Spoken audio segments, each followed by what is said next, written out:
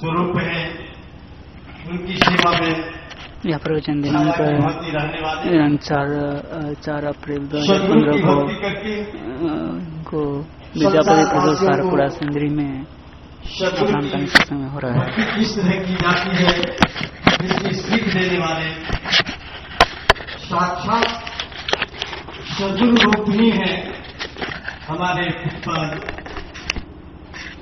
श्री श्री स्वामी भगवतदास जी महाराज। अगर सद्गुरु की छवि को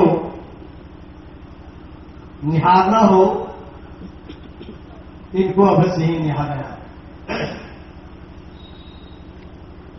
बड़े ही सदाचार पूर्ण रहकर सद्गुरु के संदेश को जन जन तक पहुंचाने के लिए रात दिन एक किए हुए हैं। संतों के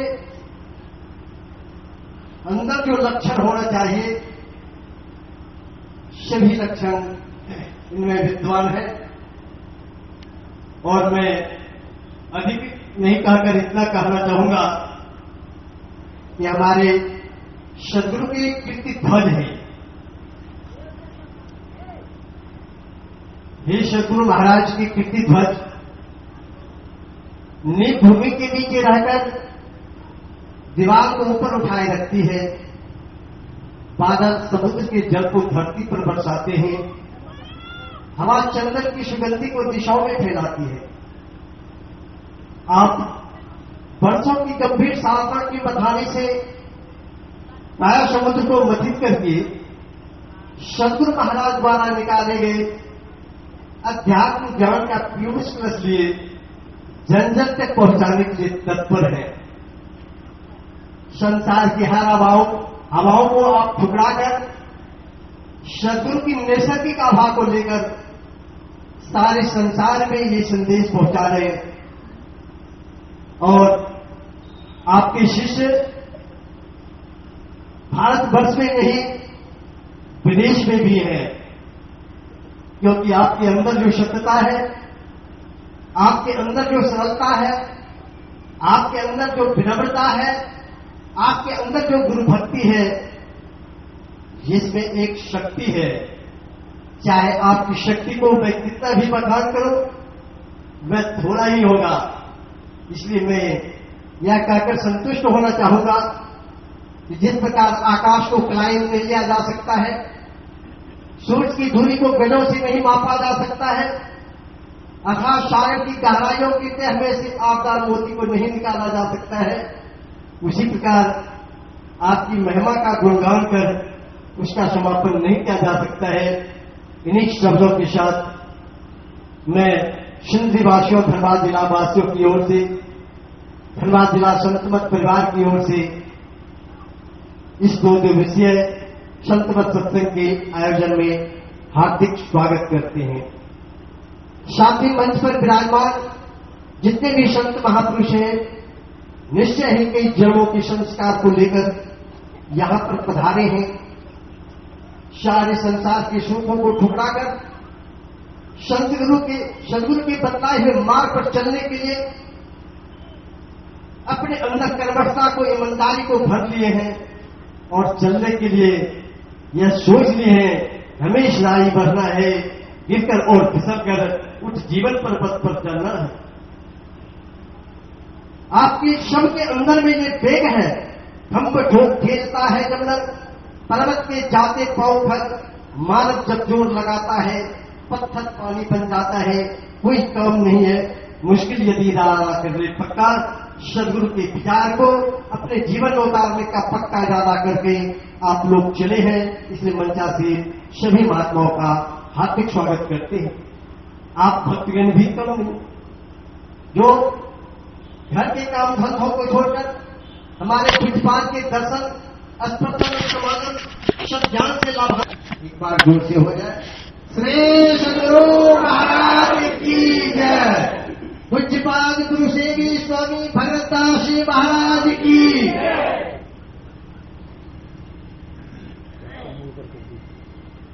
ये थोड़ा आगे करें थोड़ा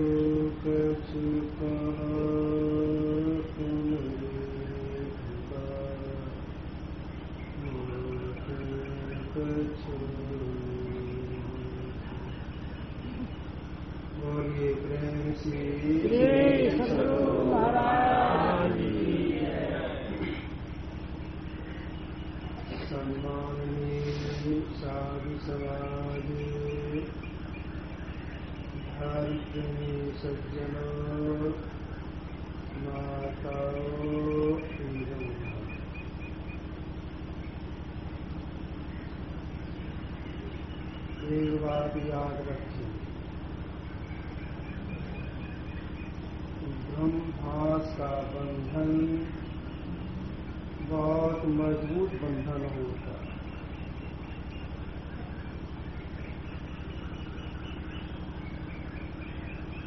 और से ब्रह्मास के बंधन में मेघनाद ने हनुमान जी को बांधा था।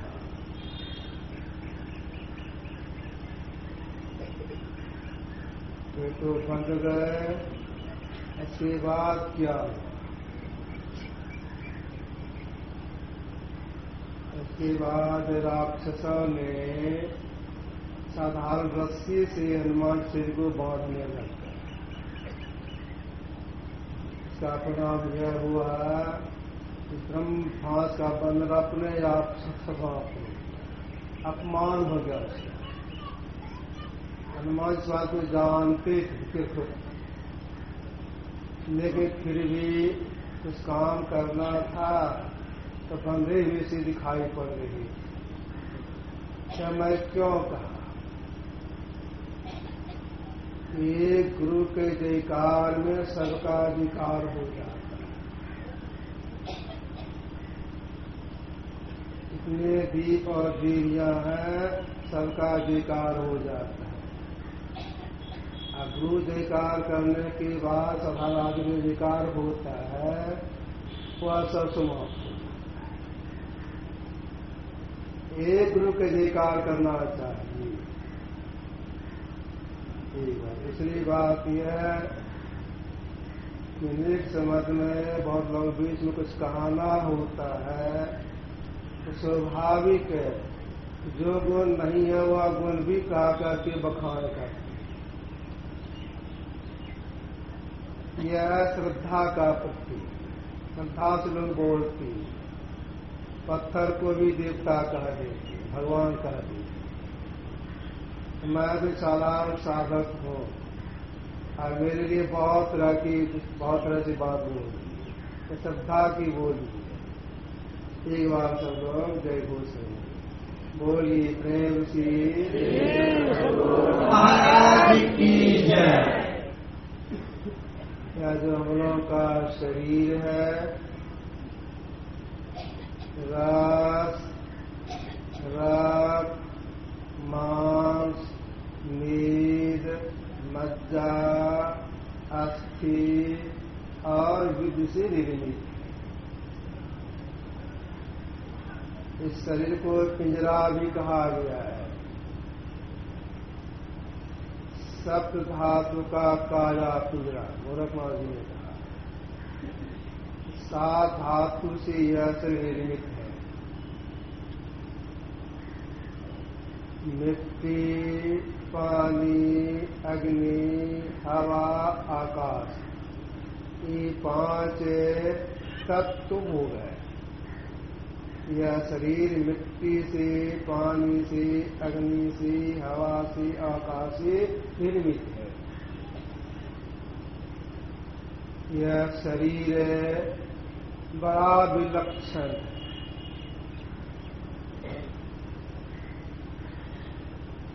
चार 5 सज्जन मेरे पास आए, कुत्ता था। उसमें कुछ पुरुष वर्ग के थे, कुछ मातृवर्ग के थे और एक लड़का भी था। सब लोग प्रणाम पाती किए। तो लड़का का विद्यार्थी था, लगभग 12-13 साल का होगा। तो मैंने उससे पूछा, तुम कितने बड़े, तुम्हारी लंबाई कितनी है? तो कुछ नहीं है। मैंने कहा, अभी तो मैं 7 वित्ते का है, अपने वित्ती से 7 वित्ते का है। 1 वित्ता और बढ़ेगा, कितने क्या वित्ते का हो जाएगा? उसने कहा, बाबा तब हम 8 वित्ते का हो जाएंगे। तो मैंने कहा नहीं, तो सब 7 वित्ते का ही नहीं। वो चुप हो गया। तो मैंने कहा, सुनो, जब तुम्हारा शरीर बढ़ेगा, वित्ता भी बढ़ेगा कि नहीं बढ़ेगा? वित्ता भी बढ़ेगा, तुम सब 7 वित्ते का ही रहेगा। जितने संसार में है, चाहे लंबे हो, चाहे नाते हो, चाहे बच्चे हो, कोई भी हो, सब के सब 7 वित्ते के ही है। 8 वित्ते के कोई नहीं है, 7 वित्ते की। 7 वित्ता मतलब क्या होता है? कितना हो गया? ऐसे वित्ता नापेंगे, ऐसे करेंगे, अंगुली से नापेंगे तो 12 अंगुल का होगा। 7 वित्ता बराबर 12 अंगुल। यह शरीर 7 वित्ता कितने अंगुल का हो गया? 12 सत्या 84। 84 अंगुल का हम लोग शरीर है। 85-86 का नहीं, 84 अंगुल का शरीर है। 4 खानी है, अंडज, पिंडज, उत्मज, अंकुरज। ये 4 खानी हो गए। ये 4 खानियों में 84 लाख जोनियां हैं। यह शरीर 84 अंगुल का है और 84 लाख जोनियां हैं। अंतः साधन के द्वारा 84 जोनियों को पार करने के लिए परमात्मा को ओर से हम जीवात्माओं को यह शरीर मिला 84 अंगुल का। कितना विलक्षण शरीर है। यह जो हम लोग का शरीर है, लगता है हाड़ मांस का बना हुआ है, तो देखिए यह केवल हाड़ मांस ही नहीं है। इस शरीर में बहुत विशेषता है। क्या विशेषता है?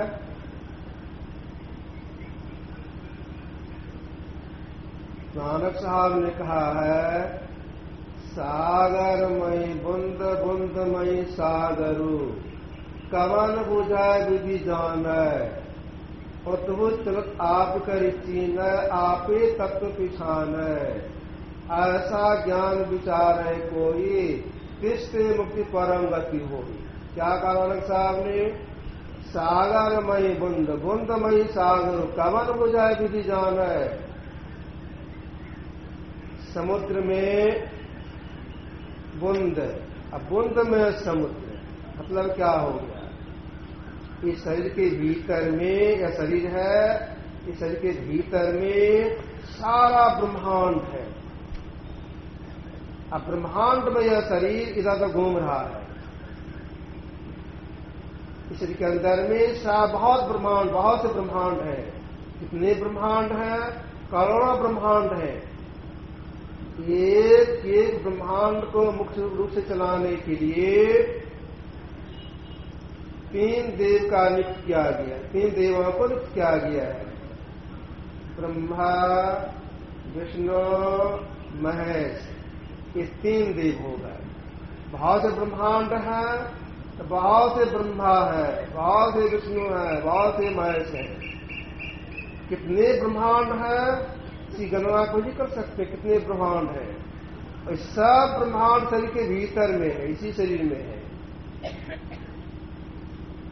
अब वो लोग कहां पर? ब्रह्मांड में है।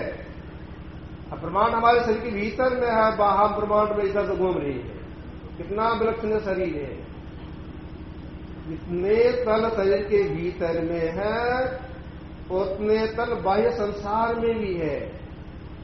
अंतःसाधन के द्वारा हम अपने शरीर के अंदर में जितने तल को पार करेंगे, बाह्य संसार के तल को भी पार कर जाएंगे। कैसा विलक्षण शरीर है परमात्मा बनाया है।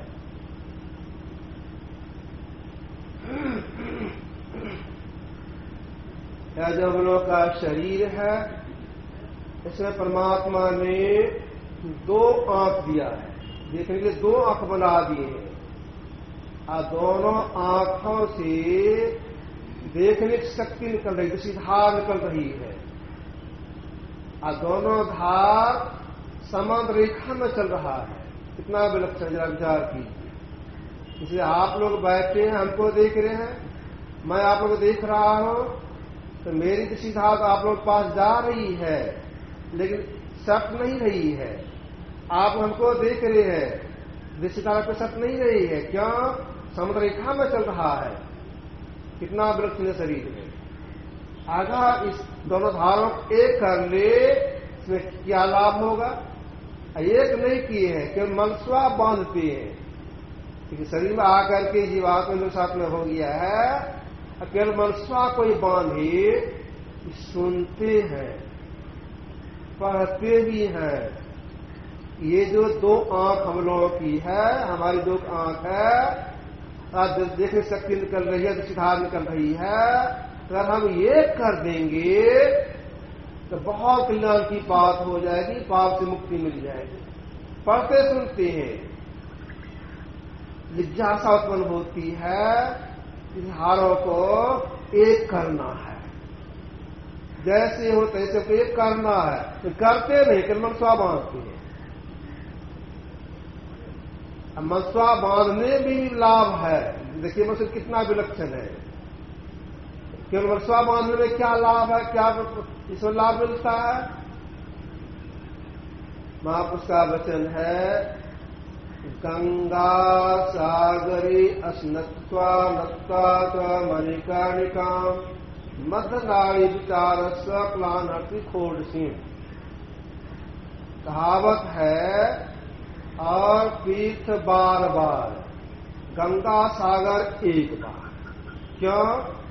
जहां गंगा और सागर का संगम हुआ है, जो संगम स्थान है, उसी स्थान पर भगवान कपिल तपस्या की थी।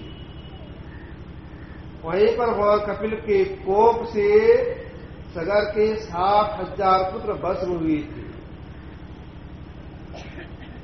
उस स्थान पर जो जाते हैं, उस स्थान को प्रणाम करते हैं, वह मंदिर बना हुआ है, नारियल चढ़ाते हैं, तो बहुत पुण्य की प्राप्ति होती है। ये महापुरुष का कहना है, गंगा से स्नान करने से, नारियल चढ़ाने से बहुत पुण्य की प्राप्ति होती है। वह एक तरफ रखेंगे, जमा करके रखेंगे, बहुत पुण्य की प्राप्ति हो गई। बनारस एक स्थान है, मणिकर्णिका। वहां लोग गंगा किनारे जाते हैं, दीप जलाते हैं, गंगा में बहाते हैं, प्रणाम करते हैं। दीप जलाने में भी धर्मशास्त्र बतलाता है बहुत पुण्य की प्राप्ति होती है। दोनों पुण्यों को जमा कर दिया। 100 कुंटल मकई है, 100 कुंटल धान है, दोनों मिला के बहुत बेसी हो जाएगा। दोनों पुण्यों को जमा कर दिया, बहुत बहुत पुण्य हो गया। वह एक तरफ है, दोनों पुण्य का संग्रह एक तरफ है। इधर जो मनसा बांध रहे हैं, एक करेंगे कि मनसा बांध रहे हैं, मनसा बांधने में पुण्य की प्राप्ति हो रही है। इसमें कितना पुण्य होता है?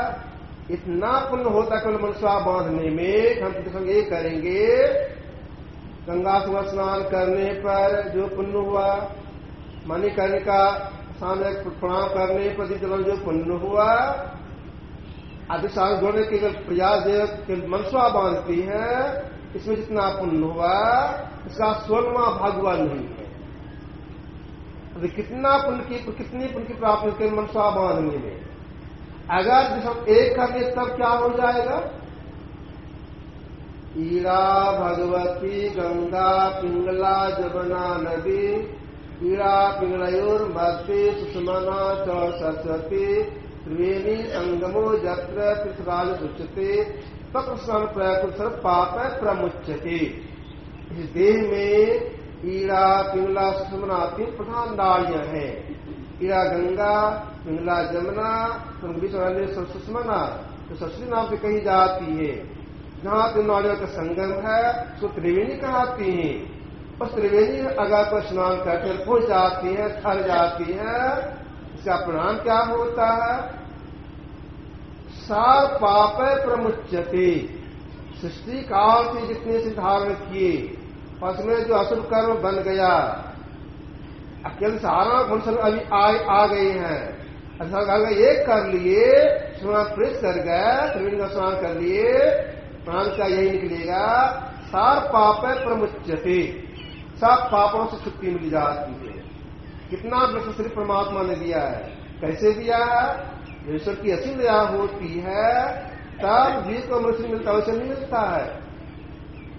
भगवान राम ने प्रजाओं से कहा था, उन्होंने पाठ में सुना, कहूं कई करना न देही देव ईश निहित नहीं। जिससे दया होती है तब दया की स्वयं जीव को मनुष्य देती है। क्यों दिया मनुष्य? इतना मनुष्य क्यों दे दिए? इसलिए दे दिए सृष्टि काल से दुखों को भोगते आ रहे जीवात्मा, तो दया के मनुष्य इसलिए दे दिया गया। अब यह जीव सत्य के माध्यम जानकारी प्राप्त करे, ईश्वर भक्त करने की सीखे, करे और अपने को आवागमन से छुड़ा ले। इसलिए परमात्मा दया के स्वयं मनुष्य ने दिया है। तो परमात्मा की दया से इस मनुष्य ने मिल गया है, इसलिए पाकर उस भक्ति नहीं करते हैं, विषय भोगों में मन लगाते हैं, तो इसका परिणाम क्या निकलेगा? एक मनुष्य रहा था। एक राजा अपना एक सेवक पर प्रसन्न हो गया। जाड़े का मौसम था। जब प्रसन्न हो गए तो उनका जो कीमती चादर था उठाए और सेवक को दे दिए। कोई ममता नहीं, दे दिए। जो संत महापुरुष होते हैं, जो विशेष लोग होते हैं, उनको किसी की आसक्ति नहीं रहती है, दे दिए उनको। इस चादर लेकर के जाने लग गए, घर की ओर जाने लग गए। जाड़े का मौसम था, जा रहे हैं, और उधर से एक व्यक्ति आ रहे, इधर ही राजा की तरफ आ रहे, आमने सामने हो गए।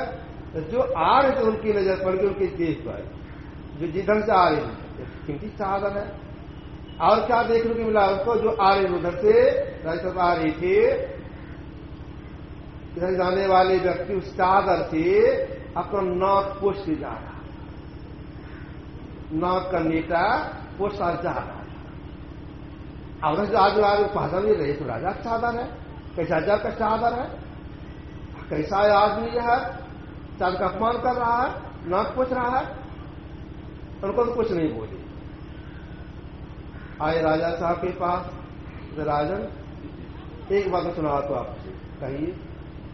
अभी आपने एक व्यक्ति को चादर दिया है, अपना ओढ़ने का चादर दे दिया है, और तो उसका अपमान कर रहा है, उसका अपमान, आपका अपमान हो रहा है। क्या अपमान हो रहा है जी? क्या अपमान कर रहा है? हम अपनी नजरों से देखा है, वह नेता पोसा जा रहा है। अरे इतनी कीमती चादर भी आपको नाक का नेता पूछ रहा था?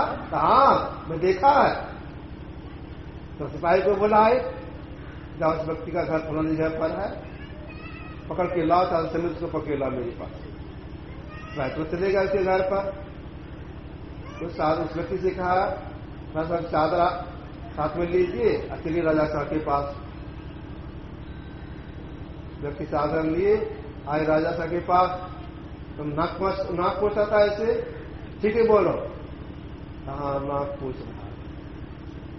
चादर ले लिए, और अपने राज से बाहर। क्या तो दृष्टांत हुआ, परमात्मा ने श्री दिया है, उत्तम श्री दिया है, और इसी भक्ति नहीं करेंगे, विषय चिंतन करते रहेंगे, विषयों में लगे रहेंगे, परमात्मा क्या करेंगे? मन शरीर तो ले लेंगे। ऐसे बाद और शरीर है, गाय भैंस कुत्ता भी आज शरीर में भेजेगा, बोलते।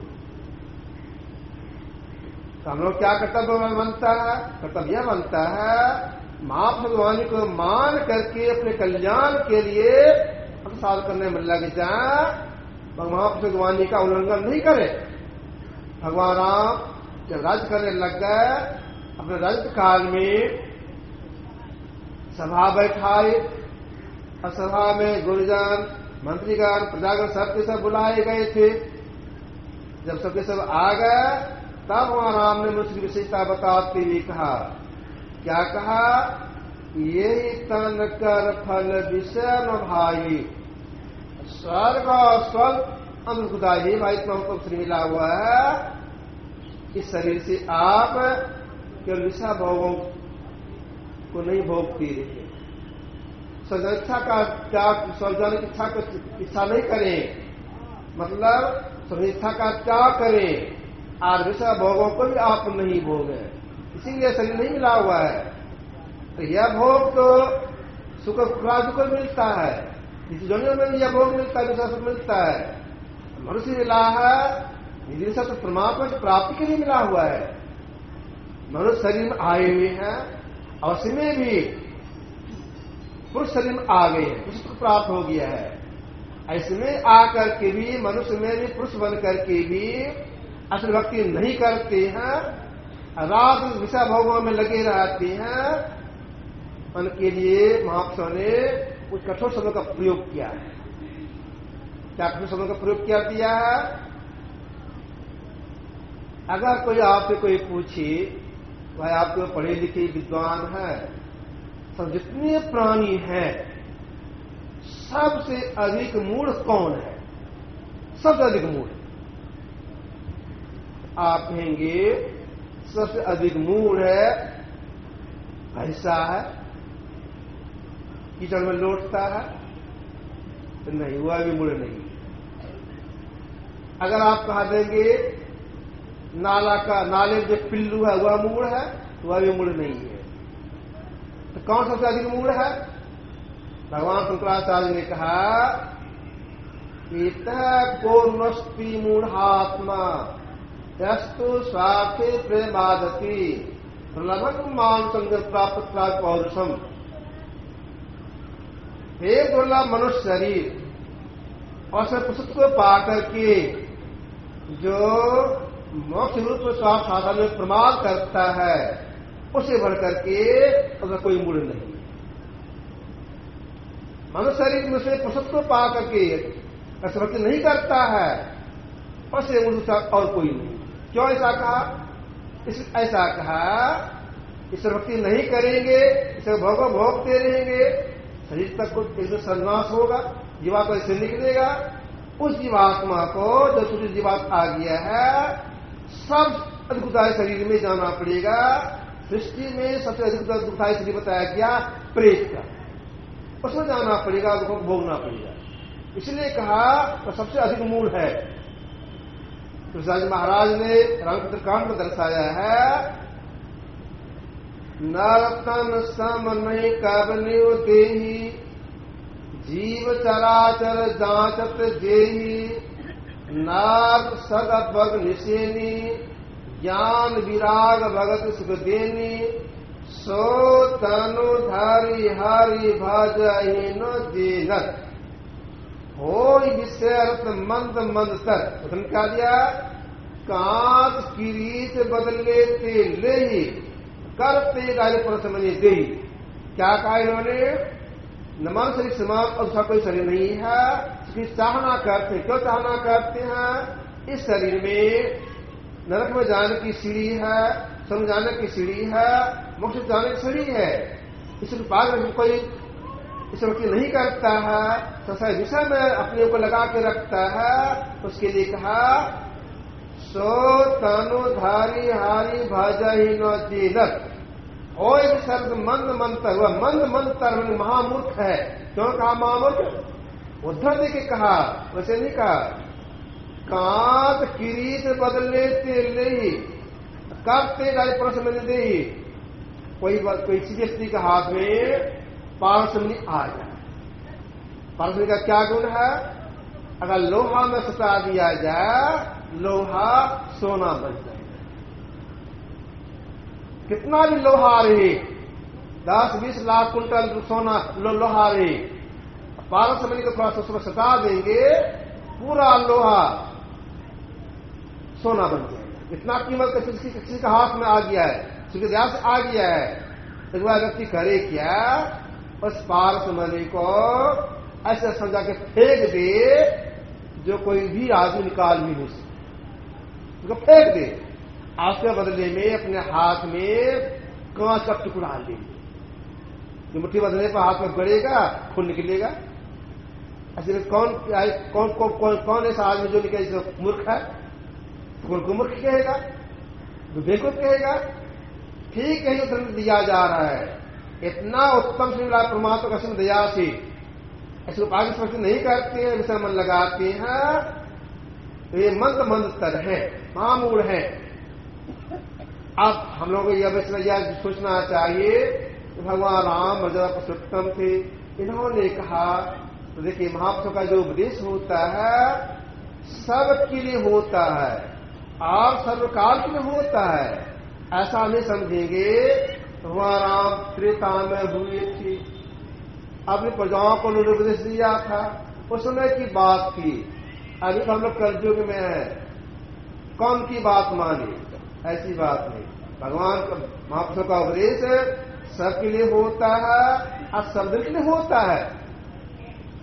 भगवान राम ने कहा, विषय का त्याग कीजिए तो आपका कल्याण होगा। विषय कितने हैं, प्राय लोग ऐसे समझ बैठे हैं, विषय तो एक ही है, बाल बच्चा पैदा करो, एक ही विषय है, और कहाँ विषय है। तो ये ही विषय नहीं है, विषय 5 है, रूप, रस, गंध, स्पर्श और शब्द, ये 5 विषय है। तुलसीदास महाराज ने लिखा है विनतिका में, 5 परस रस शब्द गंध और रूप, इनकर कहा न कीजिए बड़े पर भवकूप। ये 5 विषय हैं, अगर इसके भोगने में लगे रहेंगे, भवकूप में पड़े रहेंगे, आवागम के चक्कर में पड़े रहेंगे, दुखों को भोगते रहेंगे। अगर दुखों से छूटना चाहते हैं, विषय का त्याग कीजिए। आप कोई पानी विषय का त्याग कीजिए, 5 विषय में एक विषय नहीं रहे, ऐसा प्रयास कीजिए। तो 5 विषय में एक विषय नहीं, एक विषय नहीं, इसके लिए अंदर में चलने के लिए महापुरुषों ने कहा, अंदर चलिए तो विषय का त्याग होगा। क्यों अंदर चलने के लिए कहा, इसलिए अंदर में चलने से इंद्रियां छूटती है और विषय का त्याग होता है। हम जीवात्म शरीर में रहते हैं, 24 घंटे रहते हैं, जागृत अवस्था हम दोनों भावों के बीच में भी हैं। एकदम से अलग होने के लिए, विषय का त्याग करने के लिए जितने बड़े महापुरुषों को सब कहना है, और आंख के नीचे पिंड का भाग है, ऊपर ब्रह्मांड का भाग है। आप दोनों के बीच में आपका वास है। आप नीचे नहीं जाए, पिंड की ओर आप नहीं जाए, आप ब्रह्मांड की ओर ऊपर चले। तो ऊपर चलने से क्या होगा?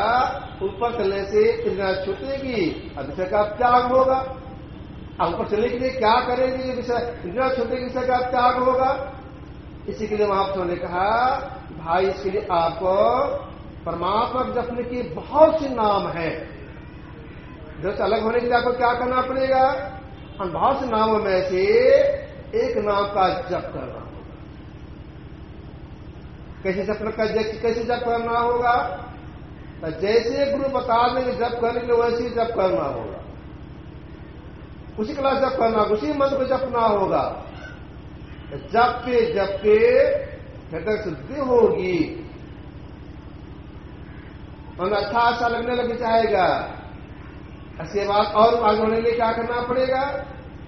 तो गुरु जिनका ध्यान करने के लिए बता दो, उनके रूप का ध्यान करना होगा, मतलब मानस ध्यान करना होगा। तो एक नाम का जप, एक रूप का ध्यान, ये स्वरूपासनाएं हैं। इसके करने से इंद्रियां नहीं छूटती है, विषय नहीं छूटता है, लेकिन बल प्राप्त जरूर होता है। साधना करने के बल प्राप्त हो जाता है। अब आगे साधना में क्या है? आगे साधना में है ये जो हम लोग की दो आंखें हैं, समझ के हम चलते हैं, जो मैंने पहले कहा, तो एक करना है। कैसे ये करेंगे? ये सीखना पड़ता है। अब सीख करके जो करने लगते हैं, सब लोग करने लगते हैं, तो करते करते अगर हाथ एक हो गई, तो जैसे एक होगी तो 5 कर्मेंद्रियां याद रखेंगे। 5 कर्मेंद्रियां, हाथ, पैर, मुंह, लिंग, गुदा। 5 ज्ञानेंद्रियां, आंख, कान, नाक, जीभ, चमड़ा। 5 व 10 इंद्रियां तो आपकी छूट जाएगी, लेकिन भीतर 4 इंद्रियां रहेगी। ये जो 5 इंद्रियां आपकी छूट गई, तो लाभ क्या हुआ? लाभ यह हो गया, आसुल विषय आपका छूट गया। भगवान का विषय का त्याग कीजिए। तो एक नाम का जप किए, एक रूप का ध्यान किए, विचारों को एक किए, सफलता मिल गई, आसुल विषय आपका छूट गया। बाकी रहा सूक्ष्म विषय। अब आप कहेंगे सूक्ष्म विषय किसको कहेंगे? आसुल विषय किसको कहेंगे? 5 कर्मेंद्रियां, हाथ, पैर, मुंह, लिंग, गुदा, आंख, कान, नाक, जीभ, चमड़ा। 10 हो गए। 4 भीतर की इंद्रियां, मन, बुद्धि, चित्त, अहंकार। 10 14। इन 14 साथ मिला करके हम जीवात्मा जागृत अवस्था में हैं। इस अवस्था में रहकर जो कुछ देखते हैं या सुनते हैं, दिव्य से दिव्य क्यों नहीं देखने में आ जाए, बढ़िया से बढ़िया सब क्यों नहीं सुनने में आ जाए, ये सब के सब हो गए अस्थूल विषय।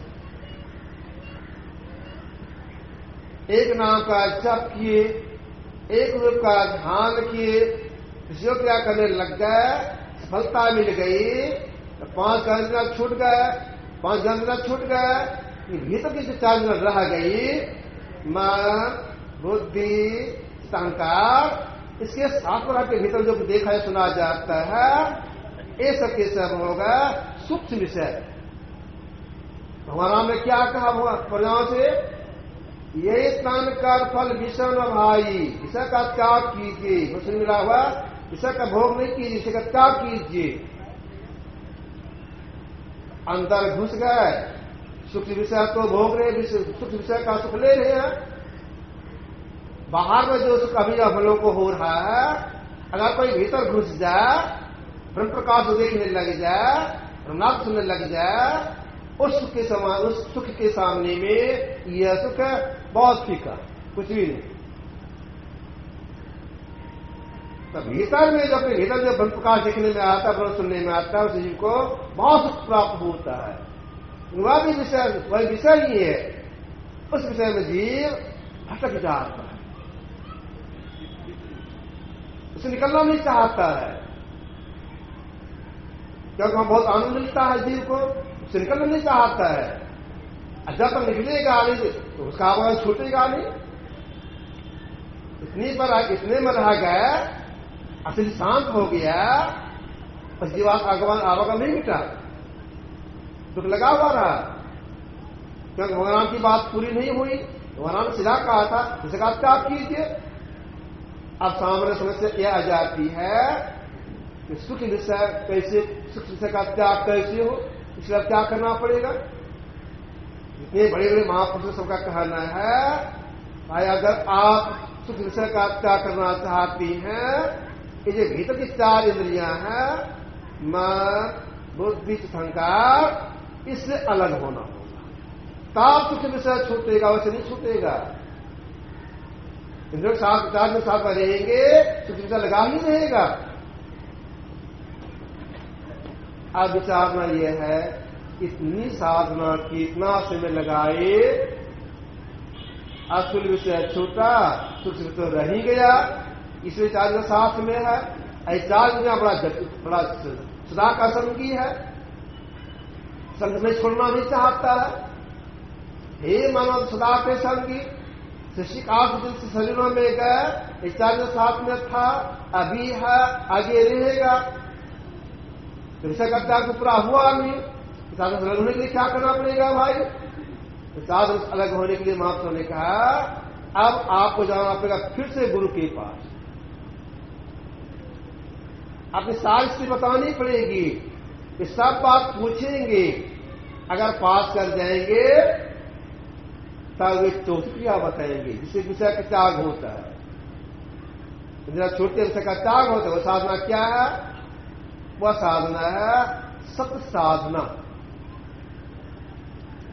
कभी साखीवाणी में है, साधो शब्द साधना कीजिए, यही सबसे प्रकट भाई, स्वयं शब्द खा लीजिए, जिस सब सृष्टि में सबको पकड़ लीजिए। पकड़ने से क्या हो जाएगा, पकड़ने से यह हो जाएगा कि 4 इंद्रियां है, जीव का संग छोड़, तब इसका त्याग होगा। जिस सब सारी सृष्टि बनी है, एक शब्द सब कुछ किया, ऐसा शब्द छोड़, आगे पीछे तो कोई जो बल ही ना हो, वही आज शब्द है, उसी को राम नाम कहा गया है। उस शब्द पकड़ने ये 4 जब छूटती है, विषय का त्याग होता है, तो संत विषय त्याग के लिए ये 4 साधने हैं जो क्रम से किया जाता है। एक नाम का जप, एक रूप का ध्यान, विषयों की क्रिया और सदयोग क्रिया, ये 4 साधने हैं। विषय त्याग करने के लिए 4 साधने हैं। इस साधना करने में जो लग जाती है, सफलता नहीं मिली लेकिन लगे हैं, लगने के जो संस्कार पड़ गया, यह संस्कार उस जीव को यही काम कराने के मुझे दिला देता है। और लगे भी नहीं, प्रयास कुछ भी नहीं किए, खाए खेले मस्ती में रहे, कुछ चिंता नहीं, कुछ भी साधना नहीं किए, अनुसंग नहीं किए, फिर शांत हो गया, तब जीवात्मा की कोई गारंटी नहीं कि जीवन में मिले अथवा नहीं। तब कब मिलेगा मनुष्य का शरीर या काम करने के लिए, तो कोई अंदाजा नहीं कब मिलेगा। बहुत समय के अनंत काल बीतने के बाद हो सकता है मिले, या तो वह भी नहीं मिले। अवसर प्राप्त है, इस अवसर से लाभ ले लेना चाहिए, चूकना नहीं चाहिए। जो चुकते हैं उनको भारी दुख में जाना पड़ता है। आलस में पड़े हुए व्यक्ति दुख में चले जाती हैं। अंतर साधना जो है उसको महात्मा ने कहा भक्ति सीढ़ी के ऊपर चलने का प्रयास करती है, उनका तो कन्या समाज प्रशस्त होता है। जो चलने का प्रयास नहीं करती हैं, उसी जीवात्मा को जन्म पछताना पड़ता है। एक कोटि के संत कबीर साहब ने कहा, भक्ति निसेनी मुक्ति की संत चढ़ी सब धार, जिन आलस किया तो जन्म जन्म पछता। भक्ति मुक्ति में जाने की सीढ़ी है। अगर किए तो तब तो ठीक है, समझो चढ़ के चढ़ गए।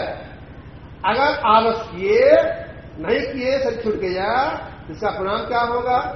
जन्म जन्म पछताए। आज जन्म पछताना पड़ेगा, दुखों में जाना पड़ेगा। बहुत लोग ऐसे भी है, ये कहना है, ये तो कहा जन्म जन्म पछताए, यह बात सत्य की नहीं है। जीव का अवगुण होता ही नहीं, पछताएगा क्यों? शरीर छूटेगा, परमात्मा मिल जाएगा, काम समाप्त। ऐसी बात नहीं है। जीव का आवागमन होता है। बुद्धि की वाणी में है, पशु पक्षी कृमि आदि के जोनि में बार बहुबार हो। एक बार ने बहुत बार भ्रमण किया। जीव का आवागमन होता है।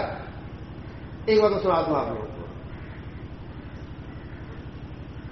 इस कलिकाल में आदि संत हुए भगवान बुद्ध। इनका बड़ा कड़ा नियम था। कड़ा नियम यह था कि भीख मांग के खाती थी, एकांत में रहती थी, किसी दरवाजे पर नहीं ठहरती थी। गांव के बाहर में जंगल है, बगीचा है, घास है, वहीं ठहरती थी। एक दिन ये गए कैसे सब साथ भीख मांगने की, किसी माई घर में गए। जैसे किसी माई के आंगन में घुसे, और आंगन में उस घर में एक बूढ़ी थी। बूढ़ी जैसे देखती है भगवान बुद्ध को, तो एक बूढ़ी कहती है, आ बेटे बैठो भोजन करो। जैसे कहा भगवान को, आ बेटे बैठो भोजन करो, भगवान बुद्ध के आंगन में सब साथ बैठ गए। 5 के साथ में सब बैठ गए। बूढ़ी माई के पास में जो खाने का सामान था परोस के दिए, उसको खिलाए, उसको खा लिए, कुलात्मन किए। जब चलने लगे आंगन से, तब वो माई फिर से कहती है, सुनो बेटा, जो कहा भगवान बुद्ध को, कहीं और जगह खाने के लिए मत जाना, दिखाने के लिए मत जाना, यही आना, कल भी तुमको यही आना है। हाँ स्वीकार। चले गए जहां ठहरे थे।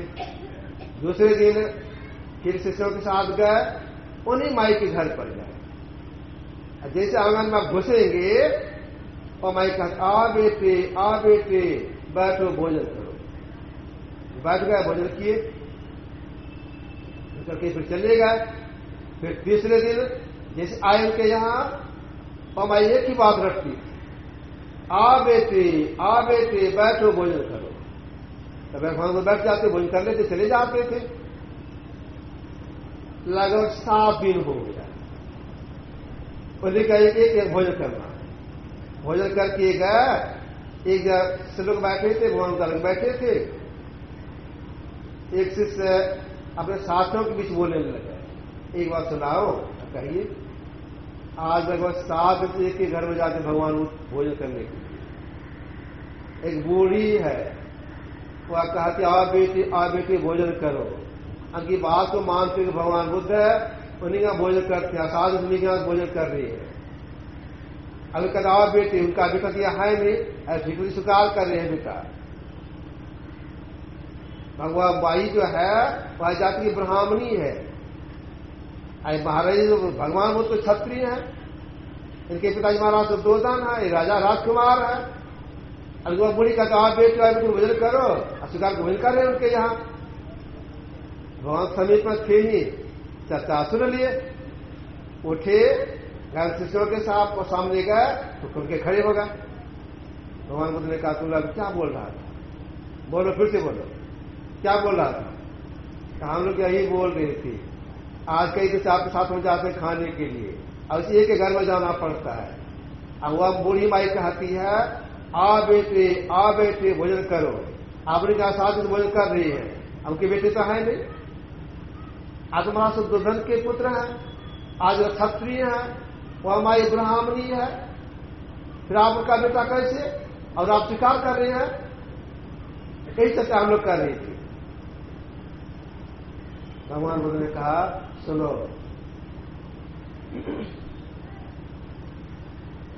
वह बूढ़ी उनके पति 500 जन्मों तक मेरे बड़े पिता बड़ी मां बन के रही है। 500 जन्मों तक छोटी मां छोटी पिता बन के रही है। अब 500 जन्मों तक निज मां निज पिता पिता बन के रही है। वो बड़े अपने बेटा कहती है, दूसरी को नहीं। 1500 जन्म की बात भगवान बुद्ध ने कहा। अब विचार कीजिए 1500 जन्म आवागमन है कि नहीं है? आवागमन है। इस आवागमन का कोई छुपना चाहती है, अंत साधना करना प्रारंभ करते हैं। आलस नहीं करें। और आलस करेंगे धनों पछताना पड़ेगा। धनों पछताना नहीं पड़ेगी। जब से जानकारी हो जाए तब से सत्य लग जाए, विलंब नहीं करें। जब करने से ही का परम कल्याण होता और कोई उपाय नहीं है। इस भक्ति करेंगे, इंद्रियां छूटेगी, विषय का त्याग हो जाएगा। यह काम हम जीवात्मा कर सकती है। गाय में जीव है, बैल में जीव है, हाथी में जीव है, इंद्रिया काम उससे नहीं हो। क्यों? उसको यह ज्ञान ही नहीं है। हम मानव कर सकते हैं, क्यों? हमको यह ज्ञान है, हम कर सकते हैं। तो परमात्मा से दया से शरीर मिला हुआ है, साधक करने लग जाए, विलंब नहीं करे। क्यों नहीं विलंब करे? इसलिए विलंब नहीं करे, शरीर तो है देह दुर्लभ, जिसकी चाहना चलने वाला प्रणी चलने वाला सब करती है, लेकिन हाय बड़ा क्षणभंगुर, इसलिए विलंब नहीं करे। कितना क्षणभंगुर है? एक संत फिर सहज हुआ, इन्होंने कहा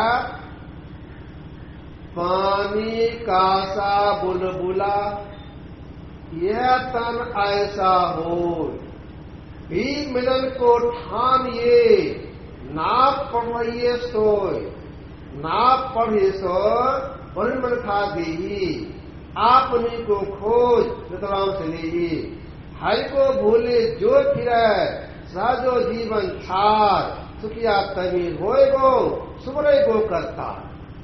शरीर कैसा है? का पानी कासा बुलबुला। वर्षा में वर्षा प्रारंभ होता है, तो देखते हैं बुलबुला उत्पन्न होता है, बनता है, फुटता है, बनता है, फुटता है। ठीक ऐसे शरीर समझना चाहिए। कम जीवात्मा निकल जाएगा, नहीं जानती नहीं। इसलिए जाते जानकारी तफसील करने में लग जाने से विलंब नहीं करना चाहिए। इसकी जानकारी कहाँ मिलती है? इसकी जानकारी और प्रेरणा सत्संग करने से मिलता है। सिर्फ करना चाहिए यह जानकारी हम करेंगे, जरूर करेंगे। प्रेरणा सत्संग करने से प्राप्त होता है।